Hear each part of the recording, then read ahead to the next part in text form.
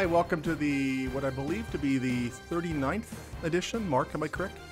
40. I almost got it right. 40th.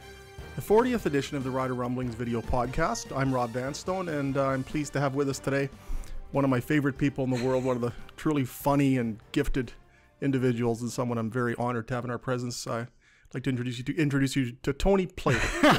Of course, it's Tony Plater. Tony couldn't make it. So in his place we have Trent Fraser. I used to think that TF was an acronym for Taylor Field until I met Trent Fraser on a bus to Denver in 1998, and I was told that you were to call him TF. And since then, I've thought of TF as Trent Fraser. Trent's got a varied sports background. He's been the president of the Saskatchewan Sports Hall of Fame, president of Hockey Regina. For 5 years, he was the director of marketing and corporate development with the Saskatchewan-roughriders, and a massive sports fan, and is now the president of his own firm, Fraser Strategy. Yes, he's also a recovering hockey player. His right leg is broken. Yeah. So yeah, that was fun. Yeah. So, did you at least get a goal that game, or? Yes, I did actually. Prior to breaking my leg, it was. But when I broke my leg, nobody else touched me, so it was. It was just me and the ice won. So, brilliant. Really, yes. When you think about it. But he valiantly made it through the snow and through most of our building in order to be here, despite being on crutches. So, Trent, thanks so much for being with us today. Pleasure, absolute pleasure. I've been looking forward to this, Rob, because I don't get to talk to you often enough, and when we do, it's usually just full of crap. So, this could be bedlam. Before we went on today, we played tug of war with this thing, and immaturity may reign before this. Indeed. In fact, it may rain climatically before this is over, because we might go on till June laughing at each other. So I hope we can get through this without getting sued or ridiculed too excessively. We set a goal. I like it. I like Perfect. that. Well done. I'm interested, Trent, given your marketing background with the team, and I mean, a lot of the groundswell and I think the impetus for the team's increase in its profile and a lot of the aggressiveness that took place with the marketing grew during your term with the team.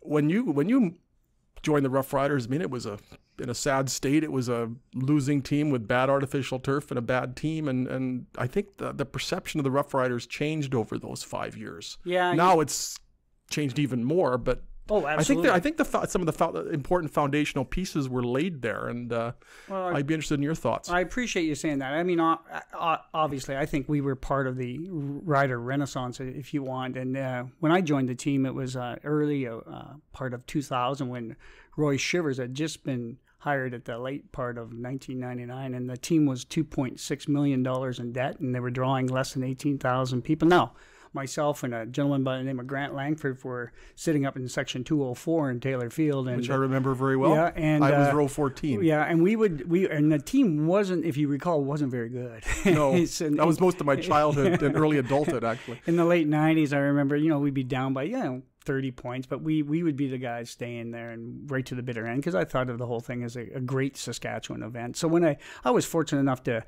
be hired by the Riders, like I said, in early 2000, and we put together a 5-year plan of trying to re-energize that brand, and I believe we did it. I mean, honestly, they've taken it to new heights since that time. But I agree with you. I think the beginnings were there. I mean, we had to get people back into the stadium, and quite frankly, we had missed a generation. A lot of young people weren't coming to Rider games because they didn't see it as something that was worth their time and effort and money. And you look at it now, and the demographic has changed. When you joined the team, and I'm being only slightly facetious here, the team wasn't that far removed from the era in which people attended games wearing hats and suits. Yeah, and it wasn't cool to wear green stuff. Yeah, and that's one of our first campaigns was paint the town green, and then we moved into the Melonhead thing, which grabbed legs far beyond what we anticipated, which is a good thing. And And then it evolved from there. We just kept running with the ball, and on the marketing side. So what we did is we started marketing the fan back to the fan. We decided that the event, the experience, was something to behold. Come to the experience, and we'll wrap it around this thing called football. And who knows, we might win. So breaking news. But people they embraced it. I mean, honestly, the team was getting better. We had Henry Burris, and Roy was doing a pretty good job of recruiting new players, and I, of course, focused more so on the business side, but it was about making sure that bums were in the seats. And the university section, if you remember that, section 28. Oh, yes. All those people, we let them come in at a discounted price, but we put them in one section. And if I could have, I would have caged it off, because it was an awesome thing to see. But, think about that, Rob. Those people have turned into season ticket holders. They're now 15 years older, right? And they're bringing their kids now? Yeah, they're bringing their kids. So it's actually helped. It was the impetus, you bet, of I think what they saw today, what they see today. What I remember back then is there used to be I used to make fun of it. It was a Rider Media Guide curse, and every year they'd put a player on the cover of the Media Guide, whether it was Mike Saunders or Raquel Trueluck or Henry Burris, and the next year he wouldn't be with the team anymore. Right. And it seemed to be, it was a pretty precarious way to market players, especially when you were, or market the team, especially when it was a team that was in flux and losing most years. And it was during that period that the trend shifted from, let's not put a player on the cover of the Media Guide anymore. Let's put something general. Put a fan. Sell the experience. Yeah. And it's that experience that almost a generation later, I think, is still a huge part of why people go. Well, one of the things we hang our hat on is that we pioneered fan-based marketing, and it was truly something that we could actually say that it was consistent. It was always going to be there. We couldn't say that about the team, right? So if you're marketing any kind of brand, you need consistency, and like a Molson product, say, for example, that Pilsner beer is going to taste the same as the next Pilsner beer. Well, our team wasn't like that, right? And you're absolutely correct. There was a curse on the Media Guide. There was a lot of things going wrong for the team at the time. So we took the one thing that actually would work, and we knew it would work, is the fan itself. The fan is pretty proud of the fact that they're fan. And we started building pride. And remember, back in 2000, 2001, 2002, our economy in Saskatchewan still hadn't hit its mark yet. But we believed that we were marketing Saskatchewan to Canada. And that's why we took billboards out in other stadiums, or right across the street from other stadiums. There's some good stories around that. It was good fun. And we started pounding our own chest, and I think it definitely worked when the economy did turn around. Well, I remember one year that I think it was 2001, the slogan was loud and proud. And at the time, it was a departure from convention for the Rough Riders to be boastful. Yes. For them to have any bravado. Yeah. It was always the kind of the lovable little loser a lot of the years. Yeah, we that sure changed. Yeah, and then the melon head thing is, hey, let's get dressed up. Let's put a melon on our head and paint ourselves green and go to the game and just have a ton of fun. That was really pointed towards that 18 to 26-year-old male. There's no doubt about it. But it captured a lot of other people. I remember an older lady phoning me, probably a blue hair, if you will, and actually not appreciating our ads at all. And so I said, well, listen, they're not aimed towards you and me. They're aimed towards a younger audience. I said, are you still coming to the games? She said, I'd never miss the game. So even though she was upset about the ads, she was still seeing them. They were resonating with her. Quite frankly, they worked, right? So and it didn't stop her from coming to games. Well, I've got a book coming out in the fall. That's a plug. And one of the chapters... Shameless plug. Yeah. And Trent Fraser's in it, actually. One of the chapters is on the melon head concept. And it just, to me, some of the things that happened around there, I mean, 2007 was a catalytic year for this team. Beautiful. Yeah. But I think some of those wheels were in motion. I think the gun was loaded and then they fired it off in 2007. I think people were just waiting for a chance to celebrate a team that was worthy of the kind of fan support that it had. Well, when those two merged, it just went crazy. You bet. But by the time I left, which was the end of 2004, we were already the number one TSN driver on ratings. We were the number one merchandiser in the CFL already. Like, we had done a lot of great things, and we were out of debt because we had the 2003 Grey Cup, so we were already out of debt. In 2005, is the provincial government actually forgave a $3 million loan to the Rough Riders. the 2005, 2006, the economy starts turning around. People start buying tickets. They're actually excited about the team because we probably should have won in 2004. I never did get a Grey Cup ring because of that, and Tony Plater holds that over my head all the time because he was there in 2007. And in 2007, of course, I mean, it was a dream year, right? And winning. So, I mean, the people that followed me did a brilliant job of just keeping on with what we had started. I'm interested, given that the Saskatchewan's just been awarded its 4th Grey Cup. You were part of the planning in a much smaller organization for the 2003 Grey Cup. What's it like for the organization during that period leading up to and culminating with a Grey Cup that's held in Regina? 7 days a week, 16-hour days, 14-hour days. Yeah, easy. I remember having to take the little staff we had, I just to get them out of Taylor Field, from the bowels of Taylor Field, which our office was, and taking them to shoot pool and buying them a pitcher of beer because we were going back to work till 11 at night. But that's just the way it was. We didn't have a big staff, but we had a good staff, and they did, as Bobby V used to say, yeoman's work. And we were pretty proud of that. I was fortunate to be involved with quite a few Grey Cups because the Rough Riders weren't making them, and so the CFL would second us to help out. So I did Calgary, Ottawa, Montreal, and some of the other ones. So I've seen a few, but I think honestly nobody does it better than Saskatchewan. What do you think this next one's going to be like? They haven't divulged a lot of what's on the plate, but having everything within the Evraz Place concept is just going to be like this. Well, they keep calling it a village, but I think when you look at the amount of people they're going to pack into that complex daily during Grey Cup week, I think it will be more like a city. It'll be a city. It'll be a city when you look at the population. Yeah, you take a look at what Evraz Place offers. Now, of course, the stadium's there. That's that's the anchor. But you take a look at the International Trade Center. Everything's under one roof. And Tim Reed, they have a new CEO there that absolutely gets it. He comes in there, and I think they're going to put on the biggest, closest knit party you'll ever see. It's going to be absolutely brilliant and probably outdo any Grey Cup that's ever been held. So where's your Grey Cup ring? You almost, if they'd gotten to the 2004 Grey Cup, they would have won. They would have won. Yeah. They would have played Toronto, and they would have trounced Toronto. Yeah. That 2004 team had so much talent on it. Yeah, it was loaded. And Henry Burris would have gone into the Grey Cup and just owned it. Absolutely. And I was in BC actually when the kick happened. Poor Paul, and Paul's an old friend, and he pooched. But how many yards was 18. That? 18. Yeah, that sucked. It was interesting. I can tell you a story about. So Jack Degelman from Degelman Industries was with us. We took some of the sponsors to that game in BC, that West final, and Jack felt really bad that Paul McCallum had that problem, and then of course there was all the other issues back here at home while we were still in BC. So about a week later, Jack's a pilot, so Jack has a plane, and he says, "Hey, let's take Paul up for a flight, and we'll have a few giggles." And so we flew actually towards my hometown of Jason Degelman was with us too, so we flew over Southie, and then we flew over Jack's dad's farm, which is out by Raymore, and then we flew towards Siemens, which is my hometown, and our farm is just west of Siemens. So by that time, Jack had allowed Paul to actually take over the gears of the plane, and and so he was following the rail track, and he says, "Hey, Trent, we should be close to your farm right now. Do you see it?" And I said, "No, I think you're a little wide left,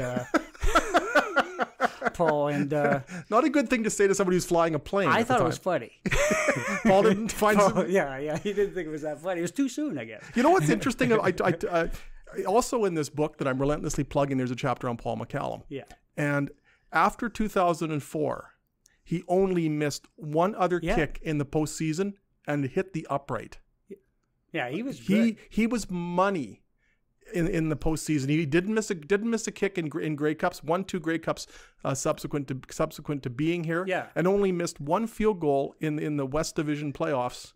The rest of his career. He had a great leg. I mean, he's going to the Hall of Fame. Yeah, and absolutely. He more than atoned for that 18-yard missed field goal, and it changed everything. It's like Dave Ridgway coming back after going to Montreal to not play for the Alouettes before they folded. Dave Ridgway was a different kicker in his first stint with the Rough Riders Yeah. than he was in his second. Paul McCallum was a different kicker after he left Saskatchewan. He was money, absolute money, and is going to the Hall of Fame. Does he still have the record for the longest field goal in the CFL? He does, and there's a debate. I'm told it was measured at 62. Yeah, and I'm told it's there's a movement afoot, no pun intended, to make it 63 because apparently the ball was closer to 63 yards. I thought it was 62. 63 to be honest with you, if you would have asked me, because it was at Taylor Field. I remember it. And against Edmonton in 01. And I met you on the trip to Denver when Jason Elam kicked the 63-yard field goal for the Broncos against Jacksonville. There you go. That's us. I've seen a 63-yard field goal, and I may have seen two. Yeah. It depends what they ultimately decide on as far as the length of Paul McCallum's kick. Well, who decides that? Apparently the CFL, and in consultation with statistician Steve Daniel, who's done some revisionist calculations on a number of things over the years to try to make the statistical record as accurate as possible. So there's been some conversations there. Okay, cool. So things you didn't know. I may have grown by a yard since 2001 as well. Who knows? Yeah, well, I see you're working out, though. You're trying to get less than a yard. Yes. It's I started at 253.6, and now I'm 230. As of Friday, I was 237.4. And that's in 2 months. Well, it's 6 weeks, and I'm confident I'll be up to 300 again by the end of April. Well, I think the good folks out there should be following you on Instagram, because I like it when you post those workout videos. No, actually, I don't like it. I could care less. Yeah, but I look at it. It's totally self-indulgent and vain. I usually go, me. Most people just go unfollow or block. Yeah. But I haven't gone that far. No, yet. but I may do so in the opposite fashion. The years you were here were concurrent with those of Roy Shivers, and Roy's always been a very polarizing figure. And I find it ironic. One of the reasons I think Roy didn't win a Grey Cup here was that they didn't have a quarterback. But one of the reasons the Rough Riders won Grey Cups after Roy Shivers was here was because he found two. Mm-hmm. I mean, in one trade in 2006 with the Ottawa dispersal draft, he got Kerry Joseph, 2007 Grey Cup champion, and he got the rights, the negotiation list rights to Darian Durant, who appeared in 3 and 1-1. So in one trade, Roy Shivers got two Grey Cup winning champions, two Grey Cup winning quarterbacks. Wasn't around to reap the benefits of them, which is a shame. But the Roy Shivers set that franchise up for a decade with one trade. Roy, hey, listen, I really fully realize he's polarizing. Like Tony Plater, who you mentioned before, and I used to go to him and say, you know, in this particular issue, when the media asks this question, here's how you should answer it, and he would do the exact opposite. So we figured that out. So we just started telling him the wrong things. And Roy would do everything he wanted to do. He was polarizing, but I got to tell you, I'm a big Roy Shivers fan. I loved every second I spent with him. He's a very well-read man, very intelligent. He's had a great, interesting life. We just saw him actually a few weeks ago in Vegas and had breakfast with him, and he asked about you. He said, "Leader post guy," and then disparaged me, I'm sure. Yeah, well, he said very good things about you. No. But Roy, in my man, I mean, in my mind, is a guy that should be in the plaza. And he, I don't know if the people on the committee are listening. His name comes. I'm on the committee. It comes up every year. Okay, but and truly, I believe he's deserving of that. I mean, when you talk about us turning around the marketing, well, part and parcel of that is turning around the field. The team still got to deliver, right? I mean, the product still got to deliver, and it did. I mean, like we just established, easily could have won the Grey Cup in 2004, and we were strong and have been strong ever since then. And a lot of that has to do with Roy. Do you remember what Roy said at the very first media conference when he first came here? Looked at the depth, the roster, and it made him want to throw up. Yeah, it made him want to throw up. And of course, that got played in the media pretty good. Yeah, I'm sure I contributed to his nausea over the years a bit myself. But he working. I reported directly to Roy and to Bob Vespasiani, who unfortunately has passed away, and Bobby V is one of my favorites too.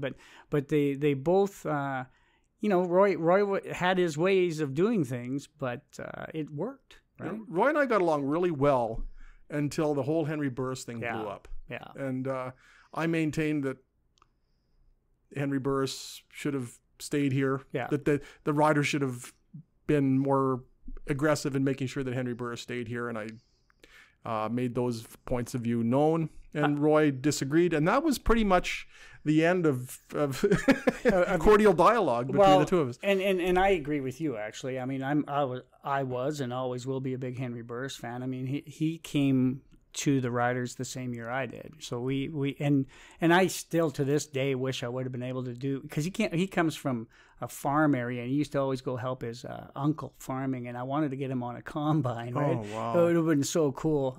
But we never got a chance to do that.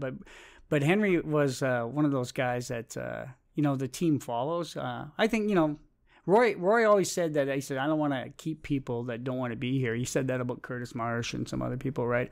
That you got to want to play in Saskatchewan, or I won't even give you time. And, I get it. I don't think that's wrong. But look at the players he brought in. I mean, it's amazing. And when you look at the struggles this team had getting players, and Al Ford was in a terrible situation, because when Al was the GM, the turf was bad. There was no money. There was no reason for players to come in. There was no salary cap. Yeah, and there were times that they'd have a deal locked up with a player, and then mysteriously that player wouldn't come here. Yeah. Terry Vaughan. They thought they'd called the press conference, and Terry Vaughan still re-signed with the Edmonton Eskimos. It was just impossible to get top players to play here unless you grossly overpaid, and they didn't have the resources to do that. Roy came here, and the timing was somewhat fortuitous, and at least they got no new turf in year one of the Shivers Barrett regime, and that helped, because that old turf, it was career-threatening to play on it. But the first year, they signed Henry Burris. They signed Demetrius Maxey, a tremendous defensive tackle. The next year, they signed Eddie Davis, who was an absolute linchpin for the remainder of his career. So suddenly you're getting the Eddie Davises and the Henry Burrises and the Demetrius Maxey. Jeremy O'Day. Yeah. Jeremy came here in '99, but he became entrenched during the Shivers years. That's right, yeah. And resigned and resigned and resigned. Yeah. And Scott Schultz, I guess. Scott Schultz. Yeah. Player retention, I think, was an issue before. Yeah, and I think the board needs some credit on that, too, because they worked on that, Rob. And I actually went to every board meeting, the Rough Rider board, because Roy would have... Were they okay after that? Yeah, well, Tom Shepard wasn't. Yeah. Sorry. Yeah, but I was always accompanying Roy because he wanted someone to represent the business side, and he was obviously focused on the football side. And but the board deserves a lot of credit in the sense that they changed the governance, right? And they really pushed hard at getting players entrenched, making sure that they knew that they were welcome, perhaps jobs in the off season. We started that Fine Foods program, which allowed them to speak about bullying, et cetera, throughout the province of Saskatchewan. And players are still doing that. Yeah, and it's great. It's a brilliant program, and it kind of makes sure that people understand that the Rough Riders are interwoven into the social fabric of the entire province, not just the Regina area. And we see that to this day. We also set, the capacity point at Taylor Field, which took me almost 2 years to get that passed through. But once we did it, then we started selling out games, right? Yeah, you got the supply and demand. Yeah. So, why it wasn't done before that, I'm not sure why, but I pushed hard, and guys like Tom Robinson supported me, and it got done, and it works, right? Because you gotta make sure that demand is there, and the only way to do that is to limit supply. One of the crucial things they did, and it was toward the end of your tenure, they named Jim Hopson the president and CEO, and that was a big step for this organization where there'd been so much volunteer assistant and so many people meant well, and going to a paid president CEO, while a logical thing to do business wise, there was also a risk because there was the possibility of a lot of dedicated volunteers feeling disenfranchised. Well, and that was a real delicate time, and the organization managed it so well. And I was actually a big part of that governance change and helped work with that. Sports had changed during the first part of the century, right, where it was used to be volunteer driven and staff supported, where it was staff driven and volunteer supported. But the Rough Riders took a little longer than most to make that change. The governance changed. The fact that we used to have presidents of the board, now we have a chair of the board, and we have a good governance structure, right? And we got good people sitting on the board. But hiring someone like Jim Hobson, who started actually very first of 2015, so. I guess I can tell you, Jim did ask. Did you just take your office? Yeah, then? pretty much. Yeah, Jim asked me to stay, and I'd already made my move. I was gonna leave to go to the Phoenix Group as their vice president, but he did ask me to stay. And what I love about what Jim did is he carried on a lot of the things that we had started, and it absolutely worked. And I mean, take a look at it. I still buy my season tickets, and I sit up there with Dale Wagner and an old friend of yours, Jeff DeDecker. Yeah, and the Plowboy, and they analyze the games, and I eat popcorn. But it's it's kind of cool. For me, it was great to be part of it. I didn't want to outstay my welcome, if you will, right? Because the Rider brand is so big, Rob, that you end up being Trent from the Riders as opposed to just Trent. And, realistically, that's where I wanted to be. But the people that carried on have done a marvelous job. You saw it growing. Yeah. Could you have imagined anything like this, though? The stadium and everything? No. Stadium, the overwhelming popularity of the team, just nobody saw that coming. As popular as the Riders have always been, and I knew from the time I was 4 how big a deal this team was. Right. Nobody ever envisioned anything like. You know what? I'm from a farm, like I said, a small town just north of Regina, and I remember, especially Labor Day Classic, I'd be on the sidelines because part of my job was I was the top of the food chain on the production side. So everything built around the game itself. And of course, every game was televised at that point. But I remember the crowd being so loud that the hairs on the back of your neck would in fact stand up. And it was just such a thrill to be part of. And to see where it is today, I don't think anybody could imagine that. There were some people that had the foresight, I suppose, like the Wayne Morskys of the world. But we should be proud of where we came from because, they're not doing any more telethons, thank God. Yeah. Yeah. And they won't need to for forever and a day. Yeah. If they ever have another telethon, I can guarantee you I won't be alive to see it. Yeah, exactly. I've covered 2 of them. I won't cover a third. No, because you just unless I live till 198, right?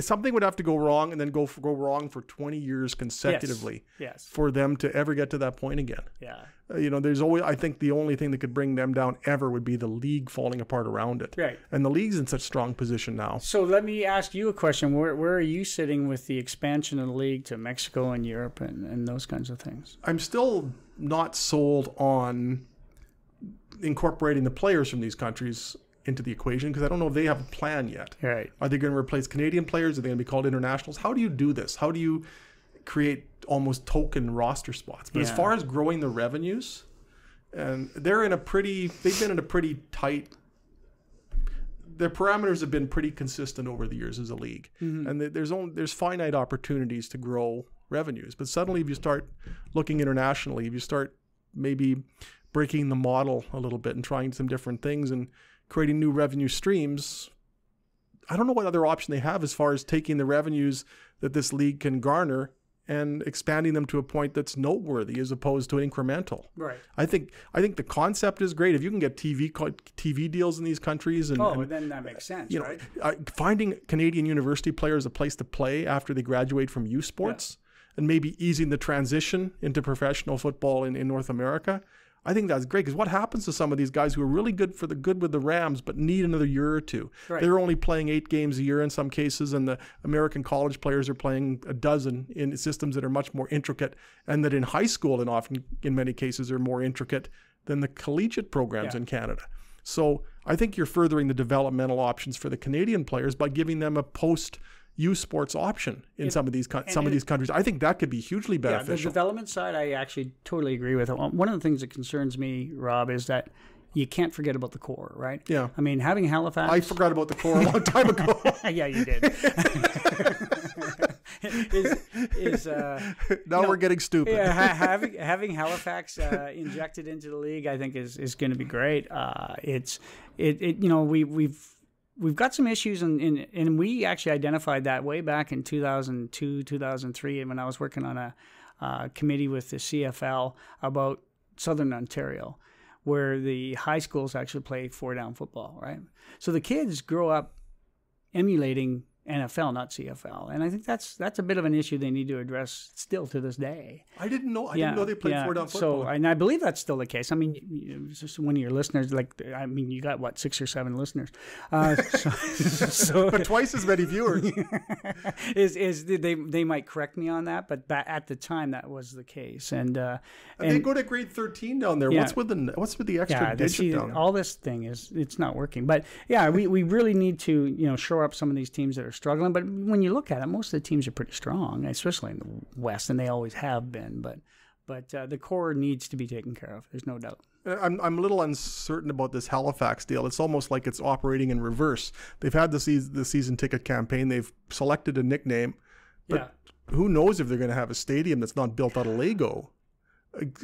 Has this entire process gone? Yeah, you know marketing better than I do. Is this a way to go about? It seems like the most fundamental aspect of this whole equation has been treated as an accessory as opposed to a necessity. I think they're trying to and some suasion's probably at work here too. Figure out the demand and it's interesting. I mean, it would have been better if they would have already had the stadium, right? And then you would have done the same thing anyway. But you're right. I mean, they still got to have a place to play out of. And 2 of my kids went to school in Nova Scotia, so the Citadel is not going to work, I don't think. So they definitely need to figure that out soon. But would that be cool? A 10-team league, a truly border-to-border league. Yeah. I think it can. I think this is truly, if you build it, they will come. Yes. But can you build it? And they're already talking about scaling it back to the point where there may be folding chairs in the end zone. So. They need a sugar daddy, right? I mean, I think they've got a few people out there that are interested in being part of it. But I'm sure if they needed investors, they can find some. There's people out there unlike you and me, Rob, that have money. Look at these clothes. Garage sale. Yeah, it's that to me should be the focus. I don't disagree with what they're doing in terms of these other countries, but the focus still got to be in Canada, because we were both around when they did the American experiment, and it didn't last very long, did it? So. No, and I worry sometimes about how they might, and I've gone on this tangent before on this podcast, about how they might forget about the nucleus of Canadian players. Yes. And the infusion of players from other countries, I hope they don't end up taking Canadian spots. And I know even if you look at the expansion of the league to 10 teams, if that does happen, I'm sure there's going to be coaches and GMs who say, I'm not sure there's enough Canadians to guarantee 7 Canadian starters on 10 teams instead of 9. And I absolutely despise that argument. Agreed. But it scares me, because I could see them saying, well, if you cut it back to 6, but there's 10 teams with 6, you've got more Canadian starters overall than you do now. Yeah. But you and I grew up in an era when there were 14 or 15. I'm trying to remember the numbers, but of the 24 starters, I think at least 10 or 11 of them, maybe 12 were Canadian. Yeah. And that was a 9-team league. Yeah. And the developmental pool in Canada was not close to what it is now. It's way better now. It's way better now. Yeah. You look at Quebec, what's gone crazy, where it's gone crazy. You look at Saskatchewan. And I think that the player pool is so much larger now, and the players are so much better trained than they were in the 60s or 70s, when you could walk onto the Rough Riders from the hilltops sometimes. Yeah, that's right. So I think there's a case for more Canadian players, not fewer. And I'm concerned that it's going to go in the other direction. A couple things. We know for a fact that the teams with the best Canadians on their roster tend to be contenders, right? But from a marketing aspect, those Canadian players are jewels. They're the ones that are connected to the community all the time, right away. It takes sometimes, the international American players that come up here, it takes them a while to warm up to, say, Saskatchewan and our idiosyncrasies, right? You can look up that word if you want. And did you just call me an idiot? What'd you say? Pretty much. but it does take them a while to figure out, our province and our people, and whereas the Canadian players are always there, and they're good young men, and I don't want to lose that. I hope they never do. Yeah. But it seems to me that sometimes, especially when you look at the majority of the American coaches and GMs, or majority of the coaches and GMs being American, right? Not just the head coach, but the assistant coaches as well. And there's no doubt that the American players are by and large superior. Yeah. And there's more of them, and they're better trained. I don't think they're naturally better athletes. They've just got resources that the Canadians can't access. They play 12 months a year. They play 12 months a year, and they've been doing it since they were 5. That's right. That's a factory that Canada, as a hockey country, can't rival. But if you create mechanisms to allow them to develop, and I think there's every reason why the Canadian player pool could be as more abundant than it is now. Yeah. And I don't know why this argument's lost on so many people who aren't as right thinking as you and I. Yeah, I think because they have the right to be wrong, I suppose. But I think the point here is that you don't take your eye off the ball, right? Like the focus still should be on Canada and Canadian teams and Canadian players. The international experiment, I applaud it. I hope it works from a developmental standpoint, but don't forget about what's brought you to the party, right? Exactly. Yeah. God, that was serious. That was so serious. Yeah. Okay, I'm done. We're done. Thank you for being with us. Is there anything you'd like to add, Trent? Anything? Would you like to sing, juggle, dance? Yeah, I think the next time I will sing. I can't juggle because of my leg, but no, I'm glad you're doing this. These are important factors about our province. The sports in Saskatchewan is pretty rich, and as a past president of the Saskatchewan Sports Hall of Fame, by the way, if your listeners are out there, go visit that place, or at least go online. What a treasure it is. Sheila Kelly's such a wonderful person. She is just Sheila wonderful. Kelly is also in the book, as is a chapter about the Saskatchewan Sports Hall of Fame. I think it's 52 sports are represented in the Saskatchewan Sports Hall of Fame. Of course, one of the big ones is the Roughriders and football itself. But I mean, you've got these great historical sports stories from Saskatchewan, like Bonnie Baker, who they the League of Our Own was actually. She was the star of that All-American girls professional football. Help me. Baseball. All-American girls professional baseball league. Yeah, there you go. I couldn't do it. And the Roughriders are first and foremost the biggest one for us, right? I mean, it's our only. Well, I was going to say it's our only professional team, but that's probably not the case anymore. Well, there's the Russian. I guess there's a basketball team coming up. Yeah, so exactly. But they the were 48th professional basketball team in the history of Saskatoon. Yeah, actually, they've gone through a few, haven't they? But I wish them all the best. I think it's great. I mean, Saskatoon's a big city now, and perhaps they can support that. And I just love what you're doing in terms of just bringing light to some of these things. So good on you, man. Well, thank you. You're very kind. I am. And in return for that, we're not going to pay you for doing Fair enough. It's a totally gratis on your part, and we will have our beefy security people with walkie-talkies usher you out of the building as fast as you can go. On my question. But and then plus it does cost me some donations to the Razor Reader, right? Oh yes, absolutely. We need to. It's actually the Christmas Cheer Fund sports memorabilia show now. Oh, is it? I'm sorry. My apologies. I don't follow you very much. No, only bill collectors follow me, basically. Anyway, we've got to read our little. Do you want to handle this? Your elocution skills will be tested. Okay, well, let's do this then. Trent Fraser, ladies and gentlemen. Please rate us on iTunes and leave a review. It helps us grow the podcast. If you'd like to send us a question, you can email us Rob at rvanstone@postmedia.com, and we might read your question on the show. How's that for enticing? We might read your question. We should have done it with like the Gary Owens version. Please join. Please email. Nobody does. Why did the broadcasters cup their ears back then? Remember? Yeah, We're old enough to remember laughing. that. Yeah, I'm with you. I remember Gary Owens laughing. We're of a demographic that we remember, unfortunately, laughing. Artie Johnson. Yes. All the kind of silliness that has allowed Trent and I somehow to not alienate everybody for combined 100+ years. Remember that address, folks. That's rvanstone@postmedia.com. And we might read your question on it. We didn't get any questions last week, hence the lack of reading. Oh, I see. We didn't have any? Okay, no. I'll be sure to send some. Please send some questions, and we'll have them lawyered and sterilized, and we'll see if we can get through it. Trent, thank you so much for being with us. It's been awesome to have you. This has been fun, Rob. Thank you. For what's my name again? Rob Vanstone. For Rob Vanstone, I'm Trent Fraser. We'll do this again next week if you'll have us. Take care.